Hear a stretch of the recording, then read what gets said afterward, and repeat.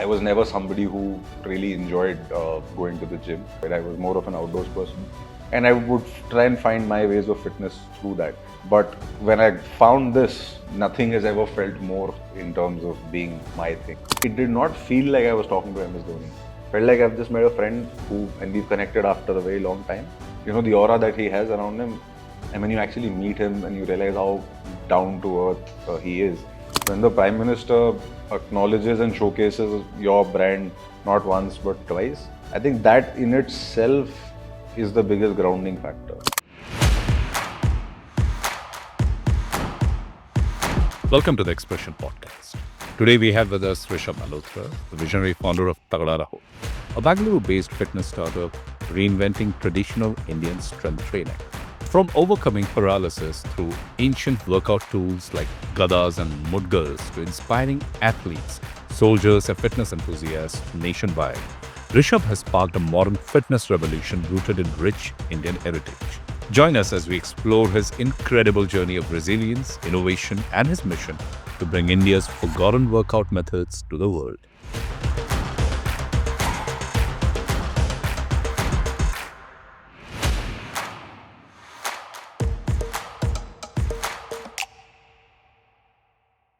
Welcome to the Expression Podcast. Today we have with us Rishabh Malhotra, the visionary founder behind Tagda Raho, a Bangalore-based fitness center which focuses on traditional methods of strength training. Okay, let's get to the chat and get to know more about him and about the traditional workouts. Hi Rishabh, thank you for coming. Thank you for having me here. So before this injury, life-changing paralysis injury that you had, who were you? What were your interests, your mindsets, your habits? Would like to know more about it. So I'll first brief you on what the injury was. Yeah. It's a condition known as brachial neuritis. So it happened to get me on my left arm, and it left mobility and function only in my fingers. Everything else was gone. So even to move this hand, I would have to lift it and put it back. Now, to give you a background of who I was prior to that, I was somebody who was still exploring, but heavily into outdoor stuff and ultra endurance events. This injury I picked up when I was cycling from Kashmir to Kanyakumari with a friend of mine. There were just two of us, two cycles, and we decided to traverse the country on that. And that's when I picked this up. So the injury definitely had a much deeper impact on me because as somebody who was always fascinated by outdoor events, movement, being physically mobile all the time, having a setback like this was definitely quite a hit, right? Yeah. And professionally at that time, I was into digital content production. So my erstwhile life was all about being behind the camera. Oh, Yeah. nice. And what did you study? I studied business management, Okay. which to my mind was really nothing at all. I still don't really understand why I did that, but yeah. Okay. And when you look at that version of yourself today, how do you think you've evolved, both not just physically but even emotionally and mentally? I think number one thing that I've learned is there is always a way out. You know, even when one feels that there is absolutely nothing left, or you feel completely lost in terms of solutions or answers, there is still that one step that you can take from somewhere in whichever direction to find a solution. It might not be a solution that you perhaps thought would have worked, but there is still a solution available somewhere that's going to work. Yeah. So that is something that I've learned. So pain often teaches us what comfort doesn't, right? So what is one life lesson that you learned throughout this? And do you think strength is also about allowing yourself to be helped? So I think number one, pain and comfort, they wouldn't exist without each other. We'll only learn to understand each of these concepts, emotions, experiences when we've experienced the other. Yeah. Comfort without having experienced discomfort or pain we won't value it. And pain that way also teaches us why we should not take everything for granted, right? Yeah. And we've all heard this growing up. I mean, I don't think there is anyone here in this room who's not been told by their teachers or parents that don't take things for granted, be grateful for what you have. But I think as life takes over, every day, the mundane stuff, you tend to forget. Yeah. And then there are these episodes that remind you again of why not to take things for granted, right? So I think that's the biggest lesson I learned from this episode, along with what I said, that there is always a solution around Yeah, as well. sure. What about your family? How did they support you through this journey? I come from a Fauji family, and there are different ways that we sort of deal with things. Our families are, at least in my family, and from whatever I've seen around, also, it's not about sitting down every day and having a session where there's a support group. Yeah. That's not how we deal with Yeah, things. We've sure. been brought up with a mindset that it's okay, take life as it comes, find a way, move ahead. So, and that's exactly how I would also prefer it. People might disagree with how I think and in terms of dealing with episodes of pain or discomfort, but I think I personally would prefer that. And my family also knows that when I am in a space where something is bothering me, whether it's a physical ailment or something else, I need my space to sort of deal with it. So they will never be overbearing in terms of providing that support. They're always there, and I know it, but they understand that I function better when I'm given my space to operate. So I think that's how. Yeah. And you turned this personal battle with paralysis into a movement that's reviving India's ancient fitness wisdom. So, what gave you that first spark of belief that you could, fight your way back and do this? I think this certainly wasn't by design. When this occurred, this particular incident, I went to 4 or 5 different hospitals, and the biggest in the country, including the biggest hospitals in Mumbai, Delhi. I went to all of them, but it was eventually an army doctor in Pune who was training and treating boys from the Indian Army who were being prepared for Olympics, right? So it was him finally, and thank God for him, that he finally took 10 minutes to figure out what it is. All the other hospitals were not able to figure it out, right? Okay. So it was through him that I understood what the problem. Yeah, depth of the problem. Yeah, and prior to that, even I wasn't really understanding what this is. We were just trying different things to understand what works, what doesn't work. And then he sent me packing to Delhi, saying, "Son, you most likely lost your arm.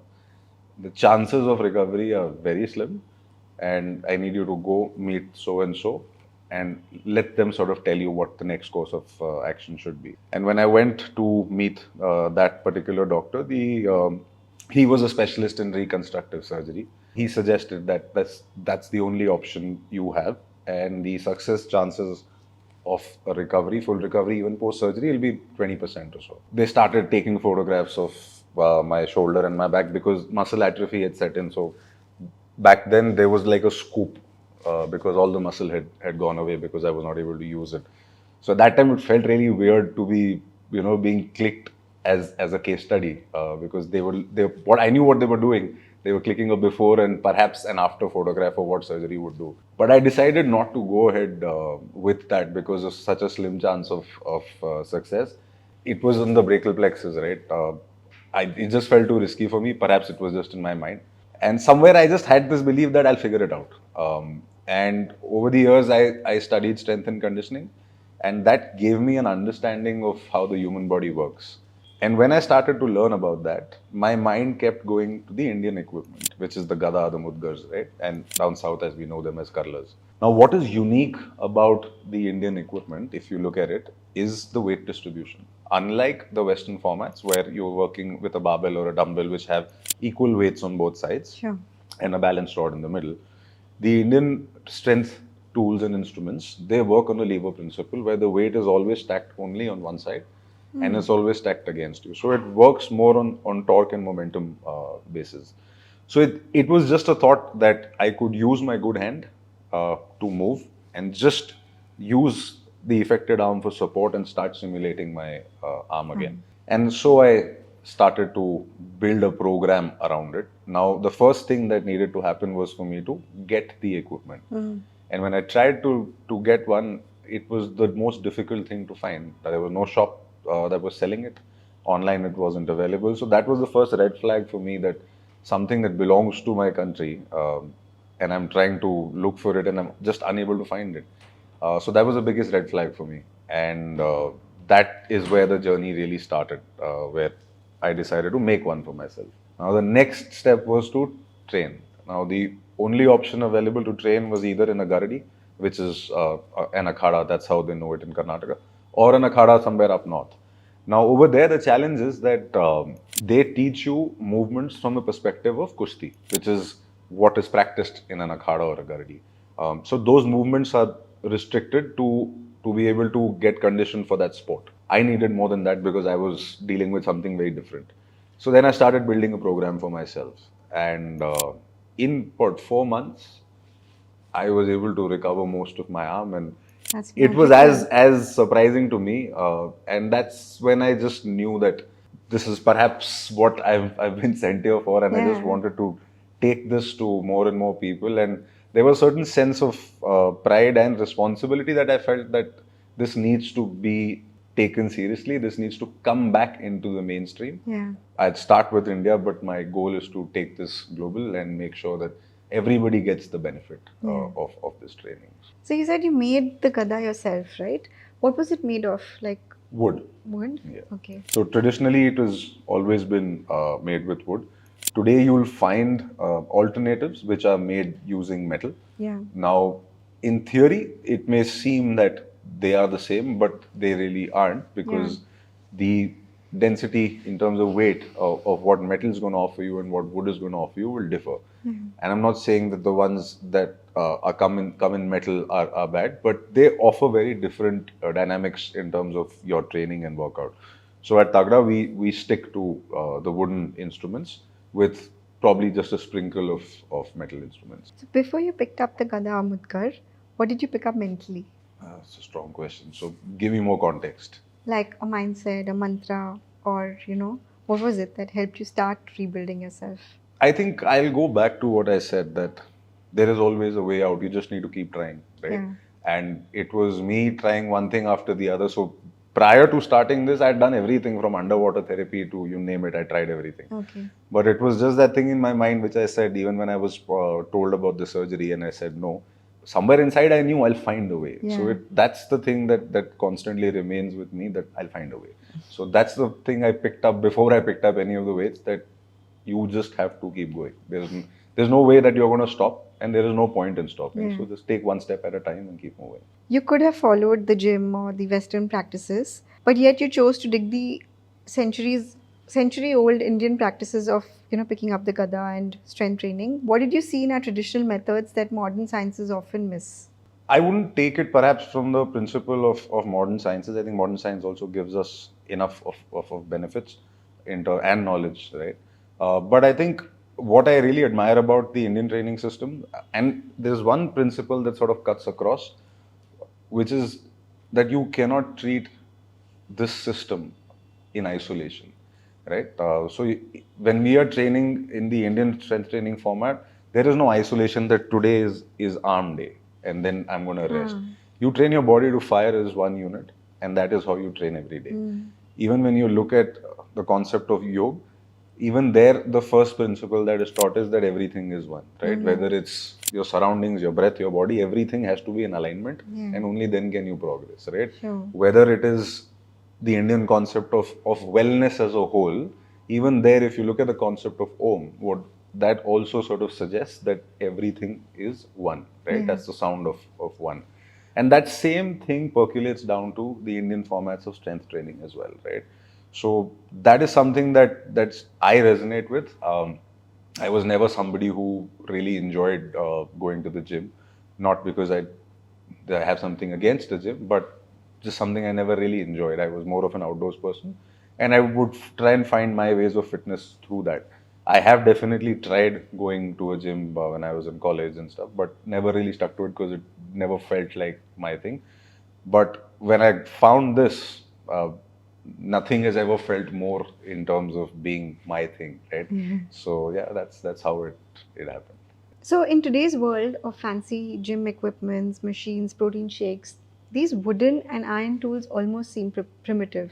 So what do you think? What's the secret science or wisdom behind the Gada Mudgar that most of us are completely unaware of? Like I said, I don't think there is a secret science behind it. There is perhaps a different approach where, like I said, these don't function in isolation, right? Where have these tools come from? Let's first get to that. Now, these tools, these instruments of strength came from battles, from battlefield. It's not that the gadas and mudgars were directly being used in battles, but they were definitely being used to condition the body. Why was it required? Because Back in the day, swords would weigh 7 kgs, 8 kgs, and you had to fight from sunrise to sunset using those heavy instruments and weapons. Now, that requires a considerable amount of conditioning, not Yeah. just strength, right? Yeah. And that is where, for practice, these instruments were used. Now, when something comes from the battlefield, one thing that is never going to be taken away from that is movement. In the battlefield, you're not standing in one place and just moving. You've got to move with weight. You've got to move towards the enemy. You've got to move away. You've got to move to the side, and you're doing that with weight constantly bearing on you, right? Sure. And that is where these instruments were used to condition the body, right? Now, when you look at how we operate in our training program, there are close to 120 movements in this system with the gadas, the mudgars, santolas, and other instruments, right? All of them are movements. They are not for you to stand in one place and just lift the weight, right? You're going to be using multiple muscle groups at any given point in time to move that weight because you're managing torque, you're managing momentum. These weights, these weight instruments are lengthy. They are not, like a kettlebell that is compact Yeah. and is going to, fit in the arm. Yeah. These are really long. So when you're moving this kind of a weight, your body is constantly having to adapt because the weight is either going to pull you to one direction or push you. Yeah. So your body is constantly counterbalancing, moving. Sure. You learn to be very intuitive. You learn to allow your body and mind to lead you. Right? So when you're swinging these weights, your body will intuitively start to tell you which way you need to move for you to maintain balance. Yeah. Right? So Indian training formats don't just work on strength, they work on balance, stability, mobility, endurance, all at the same time. Even muscle? Like Absolutely. dumbbells. So whenever Okay. you're working with resistance Yeah. or you're working with weight, that is when you're going to be able to grow your muscle. It's a very simple theory, right? So you're constantly doing that. So if I had to walk into a gym and pick up a Gada Mudgar for the first time, what would surprise me most about it? What would I probably something that I've not felt in a modern workout? So I'll take the second part of it first. Yeah. I think the first thing that you're going to perhaps feel is that Yeah. you're connected to something much deeper and older than yourself, right? Okay. A physical culture legacy that is part of India. It's part of all of us. So I think that's the first thing you're going to feel, that this is not just a piece of instrument that you're holding. You feel deeply connected to something. The other side that you're going to feel is how much of a lack of coordination you have. That's something that's happened to all of us, right? Okay. Because we are so used to picking up weights that are equally balanced that the moment you're given a weight that is so offset in terms of its weight distribution, people are just surprised at why am I so bad at this, right? So that's generally the first experience people have. It's more of a fun moment rather, but it takes a little time to adjust to an offset weight, Sure. right? And the third thing is how people perceive weights to be. Now, a 5 kilogram dumbbell is something that all of us in this room will be Very comfortable. fairly comfortable working with. But when I give you a 5 kilogram gada or a mudgar, most of us in this room will not be able to operate because when it's stacked against you, it's stacked on one side, and when you start moving it in all directions, the actual weight that you're going to feel with the movement will be between 8 to 10 kilograms. That's the weight that the body is feeling, right? So these are a few things that you start to experience within the first 5 to 10 minutes Sure. of your picking up a gada or a mudgar. Okay. And so when you say 5 kilo, so there are different weights of. Absolutely. So okay. we start with Depending 2 on- kilograms, Okay. right? Because the first initial period is for you to get familiar with Okay. the weights, right? Then you get to learn the movements. Once you've learned the movements safely, once the coaches are confident that you've got the technique right, then they'll give you a slightly progressive weight to work with. So it starts from 2 kgs, and at least in our center goes up to 22 kilograms. So 22 in this case, super advanced. What are you doing? How much? I now work with the 22 kgs. Wow. But there are members who've been training with us for 3 years, and they've also got there now. So they will also tell you that they're probably pressing 150 kilos, but Okay. with this kind of a weight, between 15 to 20 kilograms is like a personal best. How interesting. Very nice. You must come and experience Yes, it. Yeah. absolutely. So cycling across Europe, Kashmir to Kanyakumari and other parts of the world seemed like you're an adventurous person. Would you say that? Absolutely, and I think it somewhere comes from my upbringing because Yeah. I mean I've moved 10 schools, Yeah. right, and I've lived in almost every part of the country Mm-hmm. thanks to my military upbringing. So that kind of makes you very comfortable in a zone that keeps you out there. So I Yeah. think that's where it comes from. Yeah. Did you play other sports too? I do. I mean, I used to love cricket, of course. I played for my school, for my college as well. I love squash. I used to love basketball as well. I tried my hand at golf more than a few times, but initially I would mock the sport, and it's only when I tried golf I realized how technically challenging it Yeah, is it is. and how bad I am at it. So I haven't pursued that yet. I hope to get back to it though. What about Prahar? Let's talk about that. It's a, I mean, how did you design these 15 plus unique movements and what were the key principles behind this? So, Prahar is a program that we use at Tagda. What was initially 50 plus movements are now 120 movements. What we follow there is biomechanics of the body. What we realize is that today life is far more sedentary than one would actually want it to be also, but there's not much you and I can do about it. Like getting to this podcast might have taken some of us 1 hour just sitting in the car. There's nothing you can do about it, right? Now you have to go back from here, again sit down, back to work.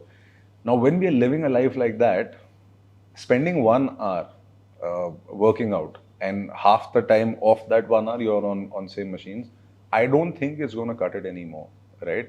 Your life is not going to change supremely by putting those 60 minutes of moving weight around, uh, perhaps sitting in one place. And Yeah. that is where Prahar is, that's how Prahar was designed, that when people are coming to us and they're spending that hour and a half, 2 hours with us, or even an hour, I need to help them move as much as they can, right?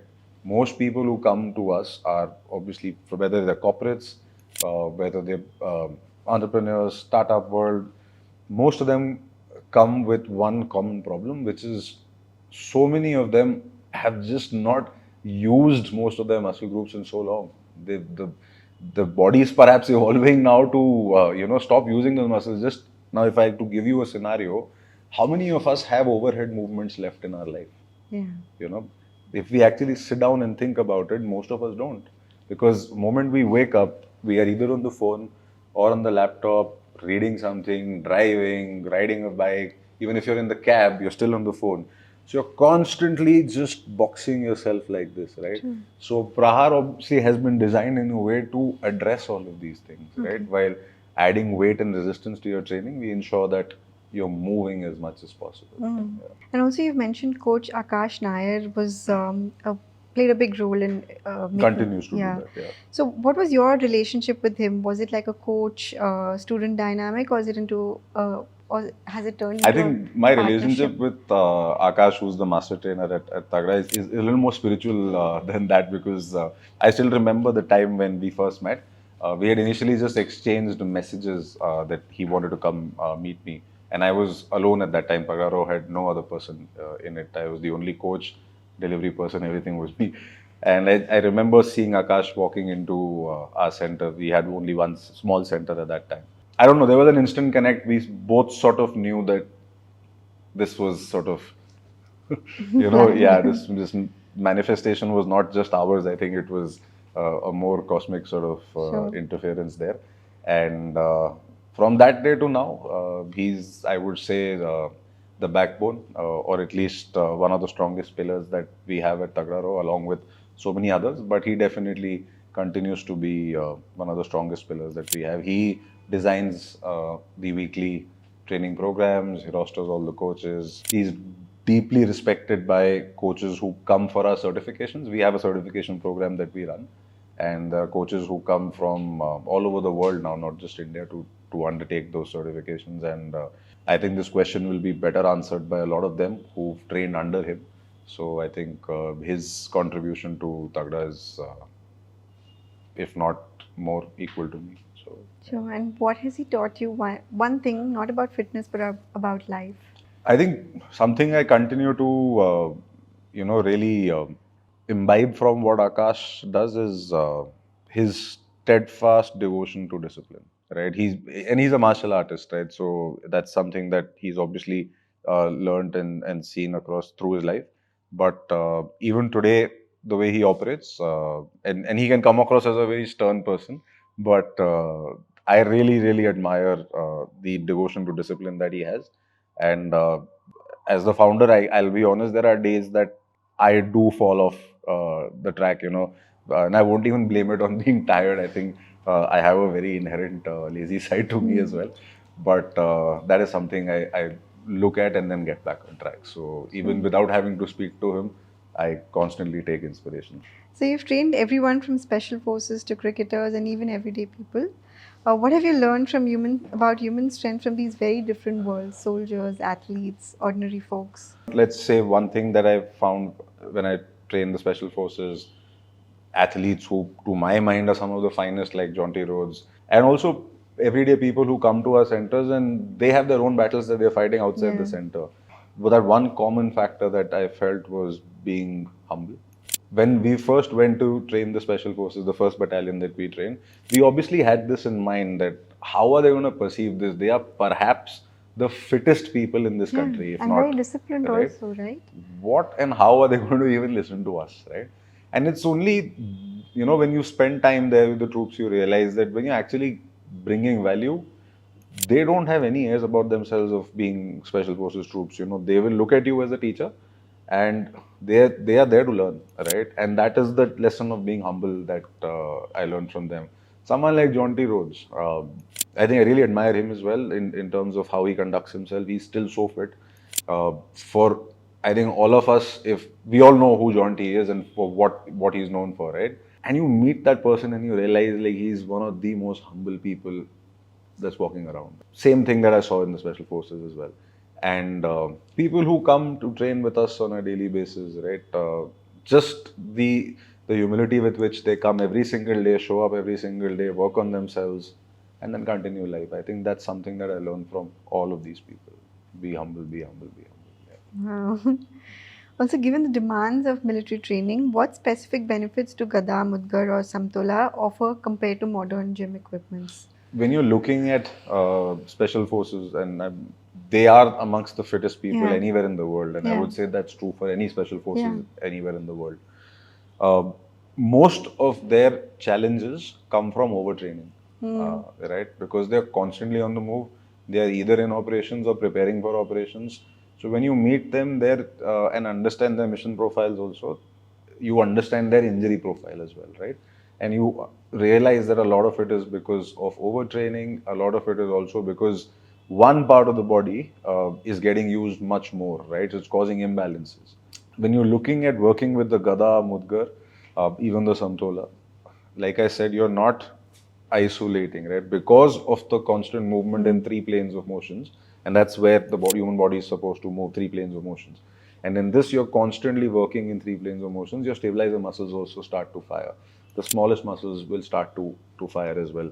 That consistently helps them stay injury free. Okay. For a special forces operative, from whatever we've seen and learned, I think being able to stay injury free is what matters the most, apart from their mission for and stuff. athletes also. And that is where this training comes in, and that's where they have found this training to be effective. That's where athletes have found this training to be effective, that it really helps me stay injury free. A lot of people who came with an injury or a chronic problem, they've gotten rid of it. And I don't honestly see that to be a big surprise, because the genesis of Tagda was here, which began with an injury, right? So there is a rehabilitative element that is built into this Indian format that allows you to train, to become stronger, and not compromise on your mobility and stay injury free. So, Good to know that. So also you worked with elite athletes from the National Cricket Academy, IPL players, and even football coach like Luka Radman. So how was that experience? Did you notice differences in mindset of training culture between the two sports?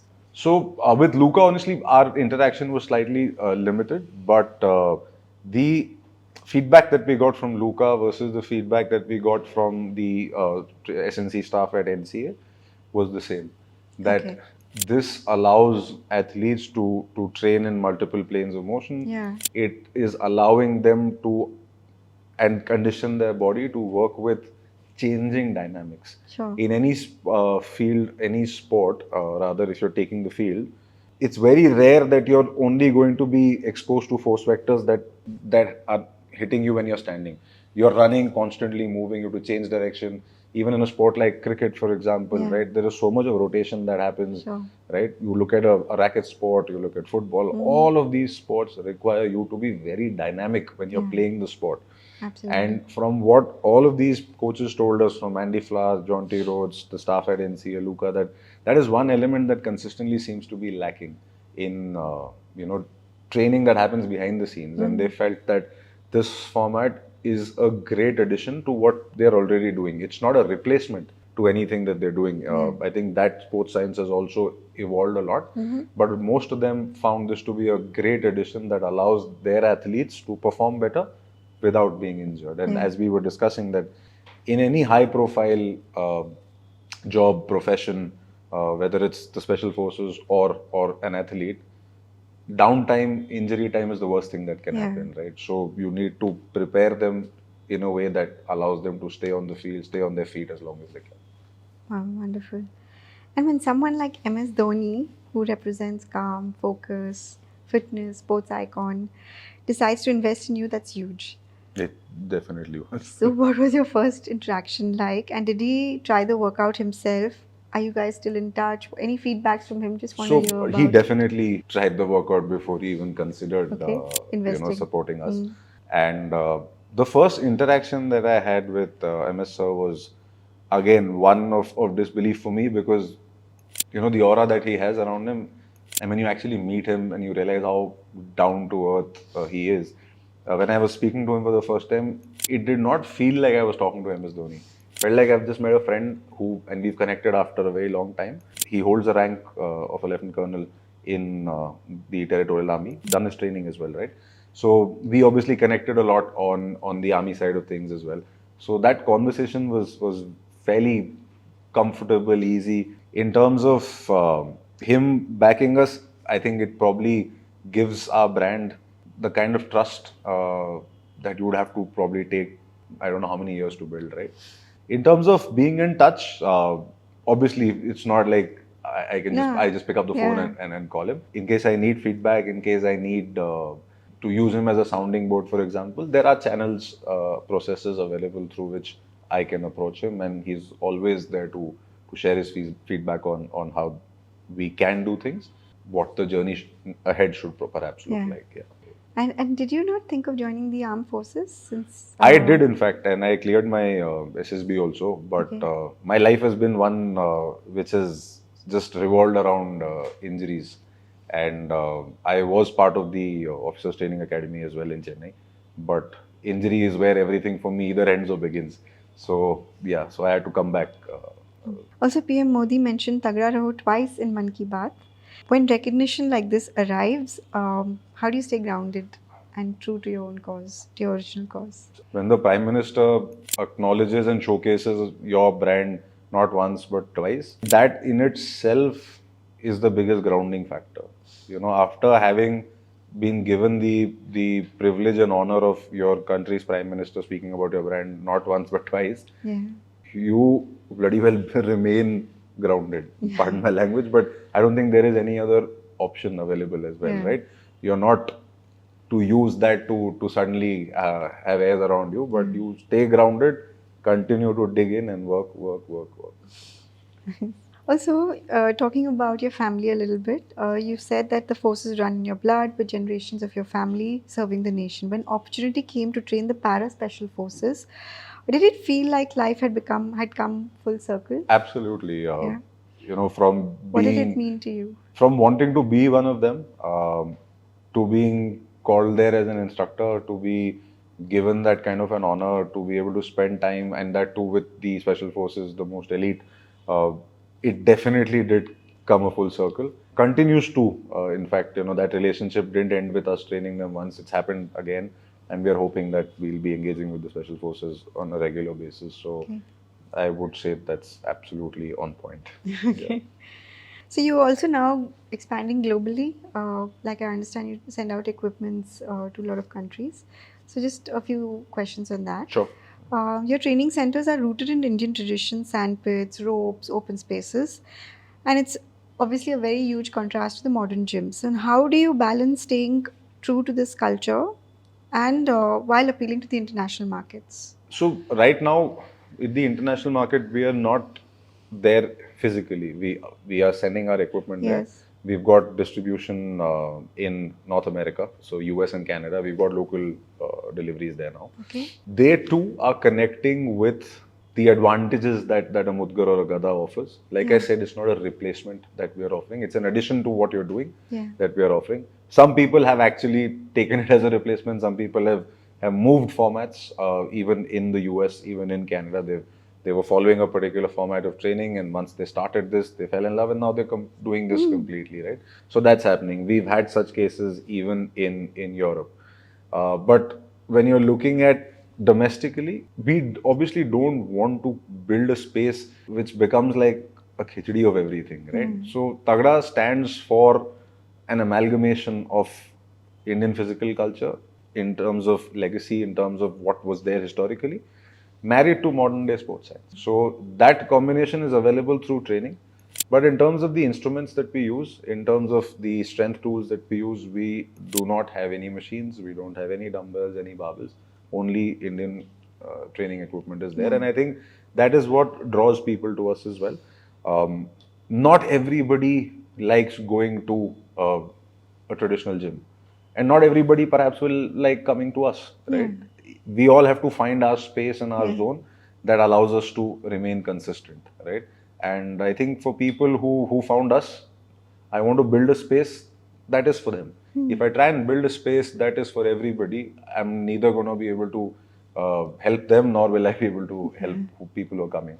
So we'll stick to what we build, and I think that's what's appealing to people abroad and domestically as well. But how did this idea come about? Was it did it happen organically, or was it deliberate? Was it like a strategy from the beginning? You mean the offline spaces? Yes. So when I started Tagda Raho, it was like I mentioned, I created that one Mudgar for myself first, and then obviously I started creating it for the world.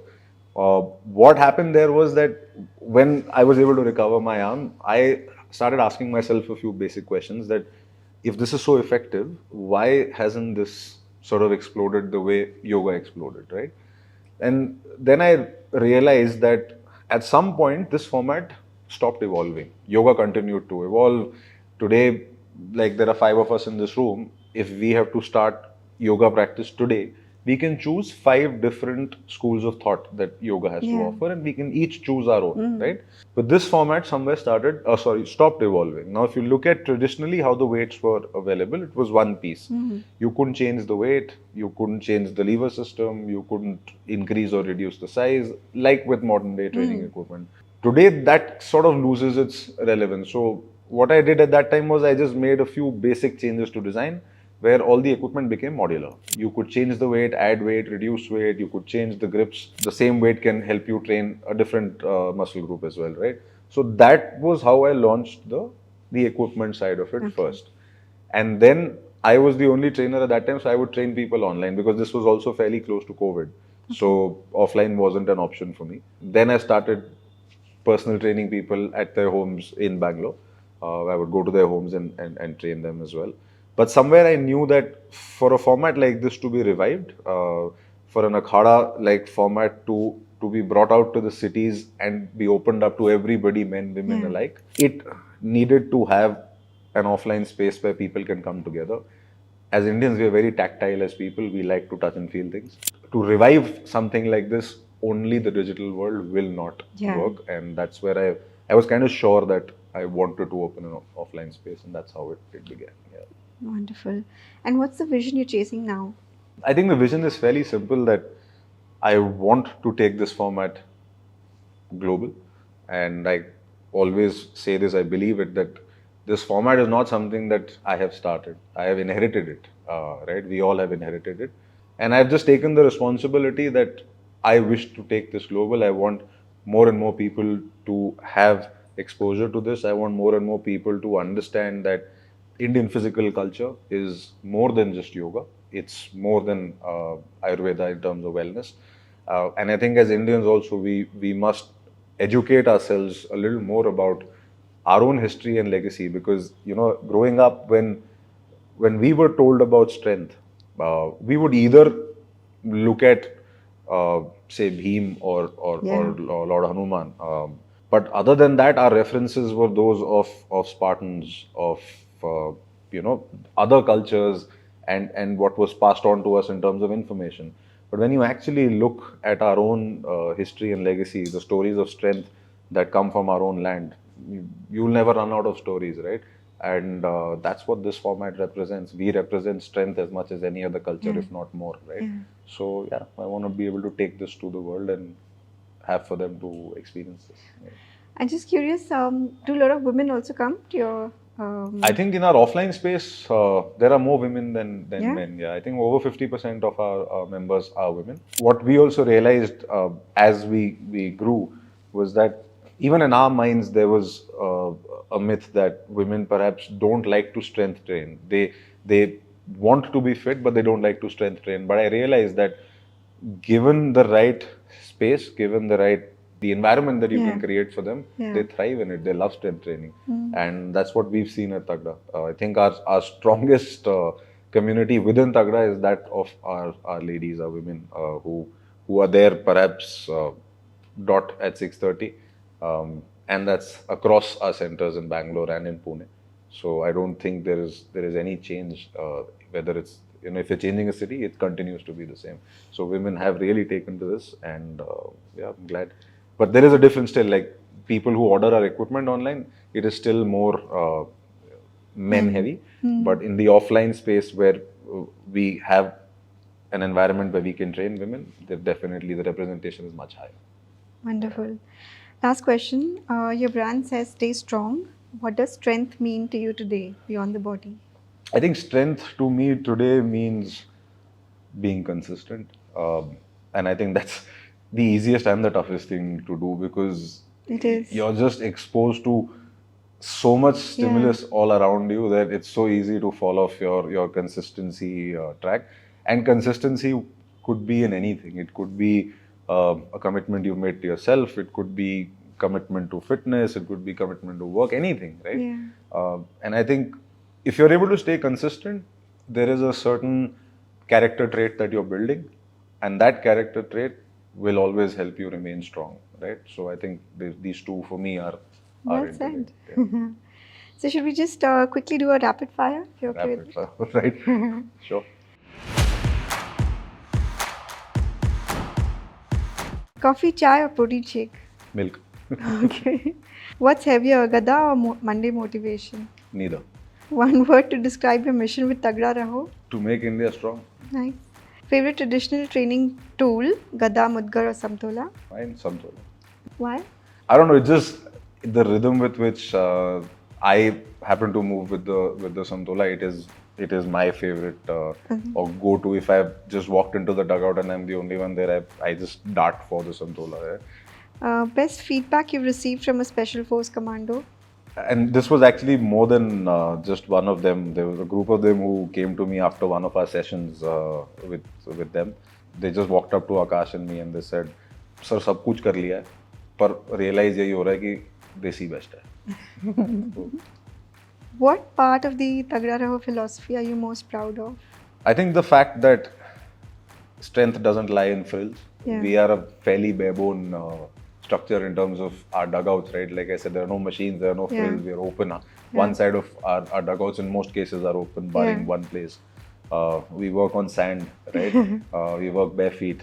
Most of our members also train bare feet. Yeah. So, and I think that's something that most of us within the team, whether at the dugouts or in the office, and our members too, I think they all imbibe that same thing that strength doesn't necessarily lie in frills. Be yourself, be organic. You know. Whose fitness journey inspires you the most? I honestly don't think there is a single one.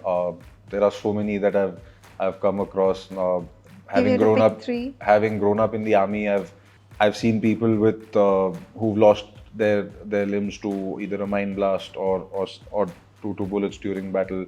And as a kid, I remember, in one of the stations that my father was posted in, when we would go to the swimming pool in the evening, it was fairly common for us to see a prosthetic limb outside the swimming pool where you use the ladder to get in, right? And that's a very common sight in the army, and I'm talking about the 90s, where conflict zones were much more active at that time. So to have officers and men around you who had lost a limb to either artillery shelling or a mine blast was very common. But to see the same gentleman inside the pool just living life like nothing has happened, and you turn around and see he's placed his prosthetic limb outside. I mean, those are journeys that I've seen. I've grown up with stories like that, and I think they continue to inspire. Yeah, absolutely. A Desi strength training move everyone should try once. Parikrama. Okay. Yeah, either that or sapate. I don't know if you're aware. Sapate is, as we call it, the granddaddy of burpees. So, Tagda Raho means stay strong. What's the opposite of Tagda Raho for lazy Sunday? sote raho. Last one. Who's more Tagda, Dhoni or your master trainer Akash Nair? So, Controversial question. I don't think it's controversial at all. If you look at it, Akash is a martial artist who's had martial arts experience for 20 years. Is he in Kalari? Sorry? Yeah, he practices Kalari as well. MSD is somebody who's tagda enough to carry the hopes of this country, the responsibility of being the Indian cricket captain in all formats for so many years. So those shoulders are pretty strong as well.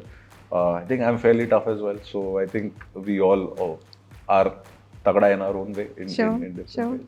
Thank you so much, Rishabh. Thank you This so was much. a Been a really pleasure. enlightening Pleasure being here. conversation. Thank you. Thank you. That's Rishabh Malhotra. His inspiring story reminds us how ancient wisdom and personal determination can come together to create powerful, life-changing fitness solutions. Tagda Raho stands as a testament to the strength of Indian tradition and innovation working hand in hand to shape a healthier future. If today's episode resonated, do share it with someone who believes in fitness beyond the physical. Follow the Expression podcast for more stories where passion, purpose, and cultural roots intersect. Until next time, stay strong, stay authentic, stay Tagda.